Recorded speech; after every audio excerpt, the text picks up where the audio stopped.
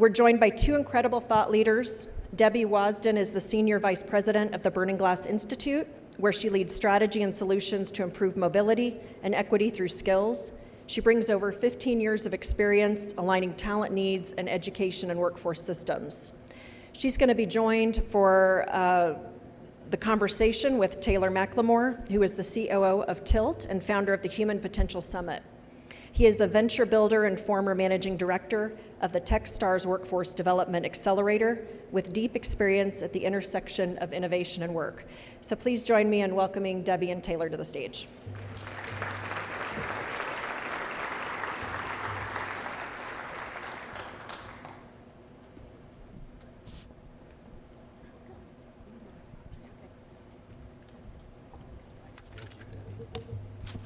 Good afternoon. Good afternoon. Excited to be here. Well, why don't we start with, Debbie gave us a good introduction, but anything that you want to add for yourself and Burning Glass Institute? I like to refer myself as DC Debbie in joke with that. So I'm Debbie Wasden. I'm a senior vice president at the Burning Glass Institute. I've really spent my career focused at the intersection of business, education, and the economy. And as I find myself at the Burning Glass Institute, really focused on how we can deploy and actualize data and insights to really build a more aligned and systematic skills-based economy. BGI was founded in late 2021. We're a fully independent non-for-profit, and I refer to us as a data laboratory, where we're really experimenting and looking at the insights at the intersection of the future of work and the future of learning. We scale our impact by creating metrics, benchmarks, and data sets that leverage advanced analytics and innovative models to empower organizations with the insights to drive change and optimize talent strategies. But really what we're doing is we're taking data and we're making it actionable. And my job at BGI is to not have us have reports that sit on shelves, but really make data and insights come to life so that you all can use it with your stakeholders in building better systems, infrastructure, and supporting your local stakeholders to be able to access opportunity. It's wonderful. BGI does really impressive work, so I'm excited that we're going to get to dive into it. And to build on my background, Debbie, Denver Debbie, not DC Debbie, did a great job on the intro. But to provide a little bit more visibility of the company I'm with, it's called Tilt. It's a leave management company, so we are very much in the HR tech space, and we're actively figuring out these questions of how does AI change work. So I speak to that from an employer and practitioner perspective. And then also the Human Potential Summit, which is a convening that we launched last year for the first time here in Denver to bring together business leaders and education innovators. So to frame the conversation of workforce intelligence, I really want to start from the idea of velocity. How quickly is change occurring? Because I think it's easy to take snapshots of what is happening in the workforce, but it's much more valuable for business leaders, for education, institutional leaders, for government to say, but what's the directionality of this? And so we're going to chat a little bit about this AI world that we live in. Not that it's all about AI, but I think it's the most important vector of change that's occurring so that we can think about the framing. So let me see if I have got slides working here. That's great. So the first thing that I want to talk about is that we live in a world that I think is deeply defined by systems of stasis more than dynamism, which is really hard considering the moment that we live in where so much is changing quickly. Whether that's the regulatory environments that we've inherited as business leaders for what we have to comply with and good practices around people, to even our internal policies. Hey, we do performance reviews once a year. And why? Well, it's how we've done it for a long time, or it's the most that we think we can invest. There's a lot of these things that in some cases are good, and in some cases I think we're quickly going to find are vestigial structures of the past. And the thought experiment that I like to engage in, both for the company that I help lead, but for anyone else that leads an organization, business or otherwise, is a question, how many of your people are in the right seats? And think about that honestly. Is it 100%? I would guess that anyone who has the experience of leading an organization is, it's not 100. Now, is it 50? Is it 75? Is it 80? And my next question is, after you try to guess what your number is, how many levers do you feel like you have so that you could get the right people into the right seats, with a belief in people's potential if they're in the right place with the right environment? And the reason I start there is that I don't think this conversation about AI needs to be just buzz and sort of technical talk. But that's why I have an AI-generated image of Sputnik above me. I would propose to you that this is absolutely a Sputnik moment. And I don't know if it feels that way to you and your organization, but I believe that it is. And it's not for most of what is getting discussed right now around chatbots or a ChatGPT version of this. Those are very powerful and meaningful. But it's that I really want to sort of express this idea of the difference between this generative AI generation that we're seeing right now and the next one that's coming, which I'll describe as one that's agent-based, or you might hear it referred to as agentic, which dangerous. There's probably someone out there with their AI bingo card for today and they just got all the way across. But let me explain what that means, because I do think that it can be very instructional for us as business leaders. So traditional AI is very task-based. It's, hey, this part of this role, can AI do that for me? And that's powerful. That's happening right now. But agentic AI is around the corner, if not arguably here, and it's very different. So if our original model is more around the idea of like, hey, I've got this idea of tasks and a human can do it. Oh, it turned off? Okay. We'll just keep going. It would be the equivalent of being like, I have an intern. There we go. And now I'm going to have AI do some of those things. The difference with agentic AI is that you move to a totally different sort of structure of workforce, where AI can make independent decisions, can do multiple tasks, figure out new sequences for work. And I think it absolutely upends the traditional structure of an organization. Because what it's going to do for us is challenge us to think about, how does my sales organization work now that there is a set of nearly equivalent workers that are going 24/7, figuring out new answers? What about my product team? How they integrate ideas from the market into their work. And so I think for business leaders, education leaders, it's really going to shift to being a productivity multiplier, which is good. And for those that embrace it, it'll be a strategic edge. And for some, they might say, that sounds really dangerous. I need my people to run my organization. But this is my challenge for you. This is happening. Your competitors are doing this. And so the question is, what are you going to do about that? And I think that is a choice between this agentic future being something that occurs to you in your organization versus how you make it part of your organization's future.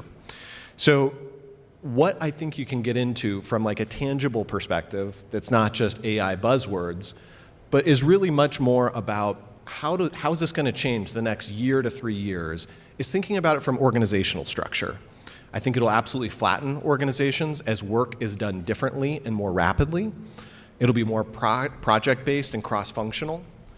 The other thing is that we're going to need to redistribute talent. There will be emerging roles, things like your chief AI officer, I think will become a norm, not a sort of novel concept. AI workflow architects, trust and safety and governance leads. These are going to become core parts to how you do your work. I think that it'll lead to culture changes, and hopefully some that are really positive. It'll be less about command and control and much more about enablement. And it'll be about efficiency, adaptability, and outcomes. So the best way that I can sort of bring this down to the ground level is that if I asked you, how fast could you do a reorg in your company, organization? My guess is the answer would be months at the fastest. I think we should all be prepared that the future that we're going to be competing in, performing in, delivering value against, reorganization is going to be weeks, if not days. New initiatives aren't going to take a week to months to launch. They might take a day or hours.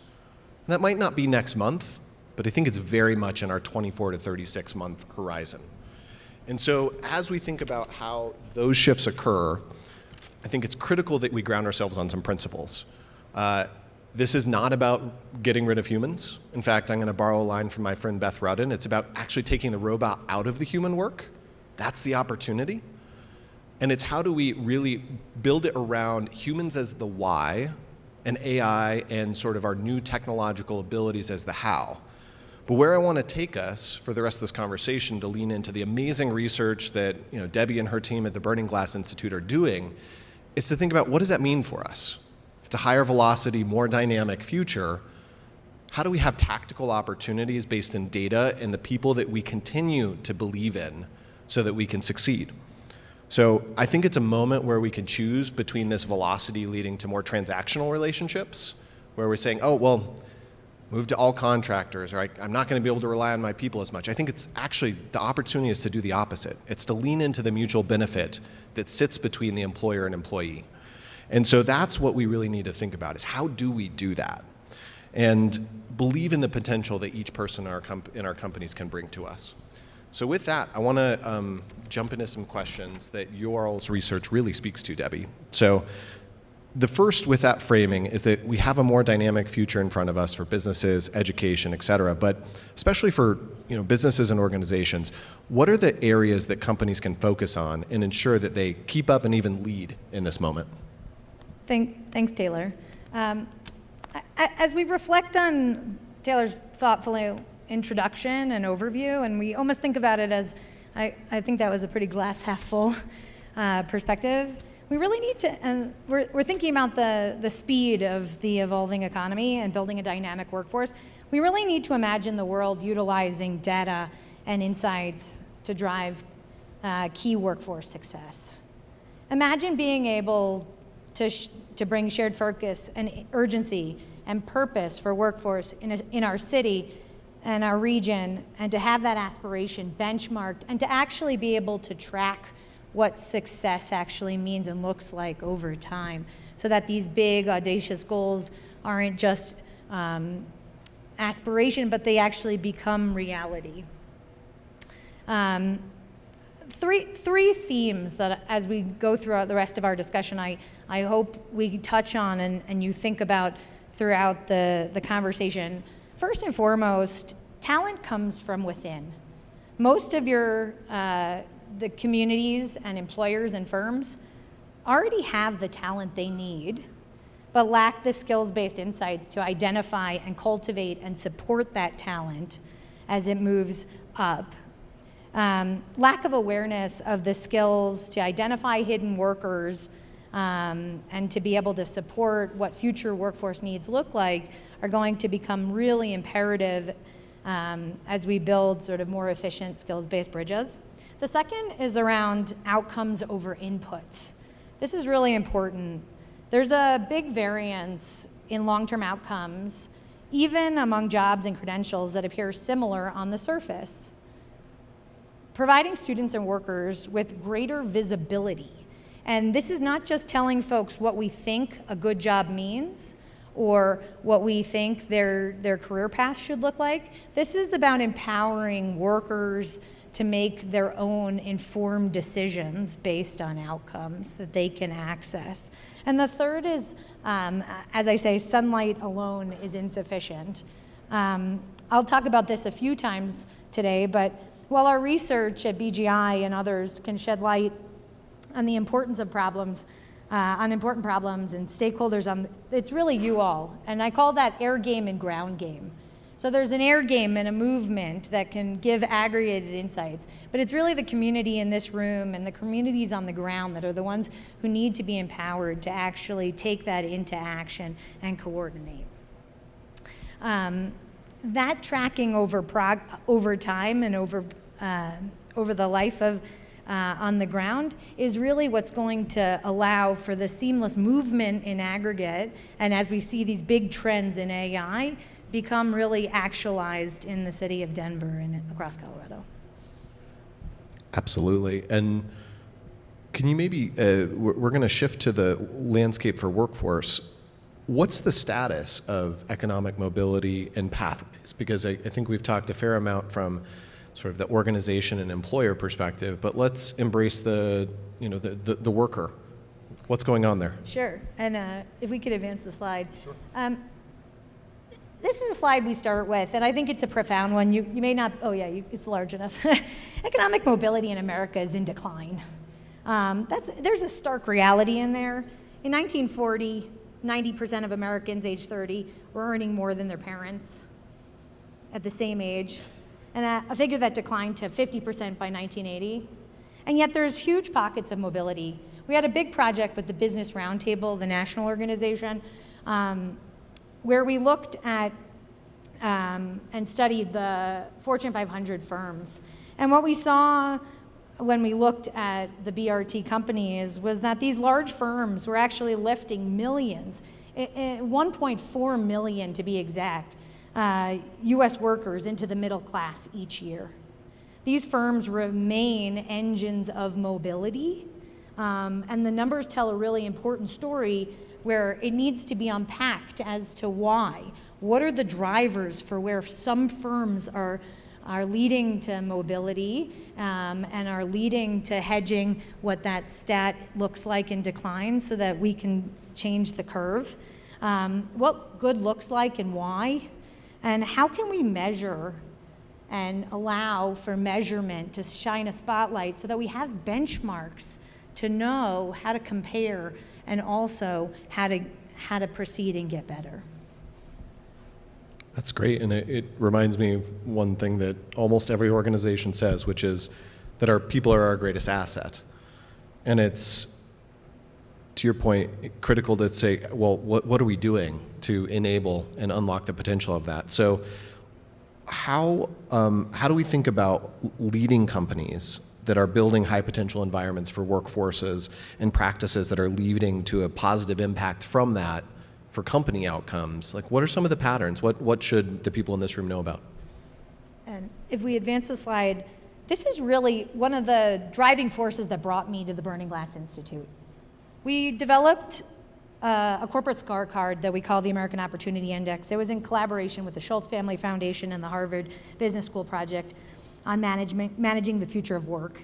And what it showed was where you work matters. If you think about your own workforce engagement, and we focus so much on jobs and occupations, how often have you been able to compare firms? What we did in this effort is we actually looked at the roles that people are working within. We have a data set of 75 million workers, the career histories of those individuals, and we can extract what actually happens to them over time. So what we're able to do is compare these workers in an apples-to-apples comparison, and what we found is actually the firm for which they're working in matters, and that corporate practice matters very much. To give you some specific stats as you're looking up there, top firms in top quartiles are 2.5 times more likely to promote their workers than bottom quartile firms. These are in apples-to-apples jobs. Same roles, same years of experience, different firm. They are 1.7 times more likely to retain workers over a 3-year time period. Workers make 68% more. That's a pretty significant amount. And they're 3 times more likely to hire workers without a degree and employ skills-based practices. Case in point, a customer service representative at a name brand airline. Customer service reps at that airline were 4 times more likely to be promoted than a comparable insurance company. So a customer service rep at that airline, 4 times more likely to be promoted than if they were a customer service rep at a comparable insurance company that we looked at. They were earning $47,000 at that national airline, where the median salary for the customer service rep at an industrial supply company was $83,000 and $37,000 at that insurance company. Those are big differences. That airline, 9 out of 10 customers retained after 3 years versus 67% at the industrial supply company and 42% at the insurance firm. What we found is that there are levers, right? We think about wage as the lever that you need to push on, wage to be able to access good talent and support them. But what we found is actually you have different levers at your disposal. Yes, wage is important, but so is promotion. So is the ability to access skills and get a better job when you leave. So is the ability to access a job with lower experience or without a bachelor's degree. So all of these things really mattered. And one last point on this is that BGI can look at the outcomes of this work. We can see what actually happened to the workforce, and then we can guess at why. So we don't know why unless we go in and talk to your firms, unless community organizations or groups like Cobert are working and talking with firms and saying, I can see what's happening.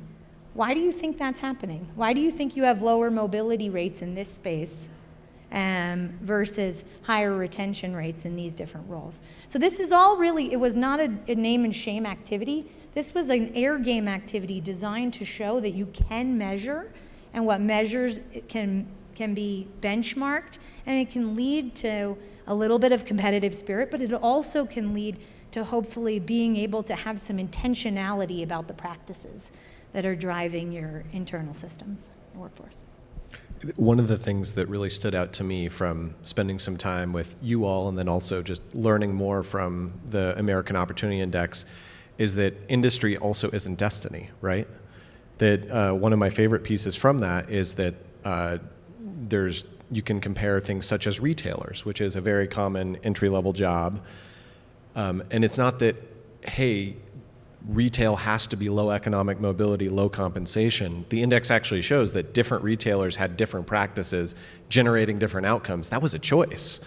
Like, these things that sometimes feel like the market imposing themselves on us are not always it's not always that, and they're the levers that you described, correct? Exactly.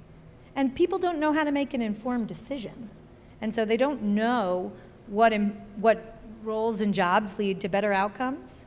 They also don't know what employers lead to different outcomes. And people have different motivations. And you'll hear this around our occupational analysis as well. There's a key theme in this, which is helping people to make the decision that's right for them. So this was not about pointing out that there's a better firm or a worse firm. This is about pointing out that some firms are going to lead to different outcomes. One may lead to higher mobility rates and faster promotions. One may lead to higher wages that are sustained over time. Maybe you're looking for a more stable job. Maybe you're looking to grow your career really quickly. Absolutely. So one thing we've touched on, but I'd love to go deeper on, is this idea of a skills-first mentality. We have a lot of long-standing labor practices, the good old resume, what schools you went to. There's a lot of talk about this skills first. So what does that look like as firms say, how does that apply to me? What do I do? Let's dive into that. Perfect. And Next one. Yeah, perfect. So we're gonna go through a couple of slides, but this is a really important slide for us. So what we were able to actually unpack in our research is that skills-based mobility, and I'm very intentional in that language, is win-win. When workers without a bachelor's degree land a role based on skills, when a company dropped that requirement, their average salary goes up by $12,400 annually. When a firm hires that individual, they see an 8% gain in higher retention rates. We know it works and we know it's win-win, and yet when we looked at what happened post companies making big promises to move to skills-based practices, what we saw was that the majority of companies lack the infrastructure to actually make good on those promises. So what we saw was a flurry of activity to remove or reduce job descriptions that required the BA and focused on the access of that job. And we found that what actually took place is that a third of companies were able to actually hire more people based on their skills. A third of companies had good intent, but basically remained at the same place in their hiring practices.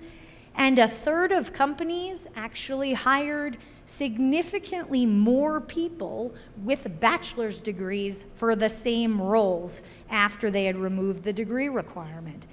What we actually saw in real practice, and this is a sort of big number, is that for every 100 jobs after the degree requirement was removed, only 4 people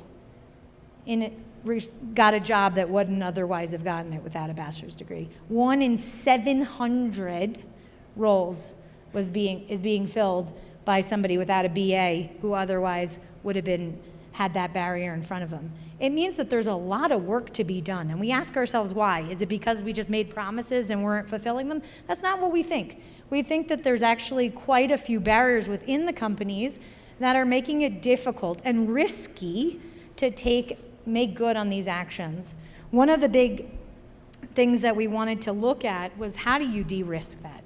Rather than just focusing on access, so hiring individuals without a bachelor's degree as your definition of skills-based, we wanted you to focus on mobility. You already have talent within your firm. You already know that they're successful. How can you start by promoting and supporting those who don't have a BA or those who you're hiring and promoting based on their skills when you already have the trust because they're inside their firm? We really think about that as de-risking these kind of efforts. We did a big look in a partnership with Koch Foundation and Stand Together that focused on what we called the Skillability Index. Again, we looked at the lived experiences of millions and millions of workers and the firms they went into, and rather than asking the company, are you doing skills-based practices, we actually just looked at what happened. Did they remove the degree requirement? Did they hire people without degrees? Did they have alignment for roles where they were hiring non-traditional majors and minors? Did they promote folks over time without that degree, and how did that get sustained? And it's actually really interesting. There's a lot of companies who are doing it without even knowing they're doing it because they haven't looked retrospectively at it to see what actually is happening.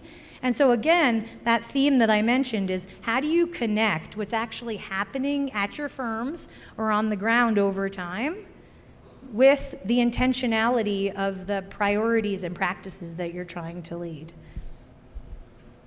If you go one slide forward, I just wanted to bring up two things really quickly in this because I know time is short.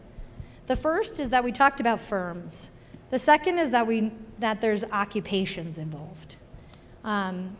We built out a framework called Jobs That Mobilize. There really was a prioritization mechanism to look at what are the jobs that are good for a community, pay living wages, and are good for workers and are in demand, are stable in the face of things like AI and otherwise, to allow for us to be able to have a methodology for identifying where there could be pockets of skill to skill and non-traditional pathways. This idea of understanding what are the skills, aligning on those skills based with human employer interaction, getting consensus, and then identifying where could you help and support transitions with kind of what we call skill adjacencies. How do you help somebody who you might not otherwise have identified move from job to jobs where you wouldn't have otherwise seen them? This led to what we've just launched called the Skills First Workforce Initiative. We did this with 11 large BRT companies representing a cross-sector approach, where we identified 11 roles that were common across all of the companies. We took a guess at what those the skills were inside those taxonomies using job posting analysis and common methodologies. Two really quick takeaways, and I'll hand it back to Taylor, was that we were universally wrong. So we did the analysis, we put it in front of the companies, and we said, what do you think? And they said that laundry list of 50 skills that you just gave me is not helpful. We need proficiency levels, and the definitions that you gave are not quite right. And then in complete consensus, they all agreed on how to fix it. So what was being signaled through the job postings was wrong, and they all agreed on what they needed. It was profound. Within 24 hours, we came to consensus across these companies on what they believed were the core skills that defined these different roles. Why that matters is because once you can have common skill languages across your different companies, you can think about job-to-job transitions differently. You can think about trusting each other differently. When somebody says, I have an employee coming from a customer service representative from my company, would you take that as they're moving into a new role? Well, maybe if you're not in the right industry, you might not have otherwise done that. But if you have the same definitions of the role, then all of a sudden it becomes kind of like proxy proficiency and trust across the different regions. So my key takeaways as I hand it back to Taylor is that common language matters. Understanding what is happening within companies matter. What happens and the outcomes of the different roles matter. And then how can you make all of these different insights both actionable for your own use, but also how do you make that, put that in the hands of decision makers within your companies, but also job seekers, learners, as they're trying to navigate where they're headed. And I want to double down on this being a really powerful tool. In taking over as Chief Operating Officer at Tilt, I became responsible for supporting a large customer service organization, and we had no inventory of our internal teams and skills, and I used this as our starting place, and it gave us an amazing jump to do it. So I highly recommend that organizations look at this. To make sure that we keep agenda on schedule here, I think the headline for me is, these skills-based practices are about equity, they're about access, they're about opportunity. They're also about company agility and dynamism that has always been needed, but it's only going to be needed more and more as we go into this future. So Debbie, any final thoughts from you? My last final thought, and bringing it back to the opening around AI, we hear the same terms, augmentation, automation. I think we all need to look at sort of what are the new AI power skills. What is it at that intersection of those two that are going to power the economy? And how can we approach these changes and the dynamism of the economy from a new lens? So how do we use that data to embrace what is coming? And then how do we support the evolution of the economy, but also of your workforce on the ground? Thank you very much. We appreciate your time.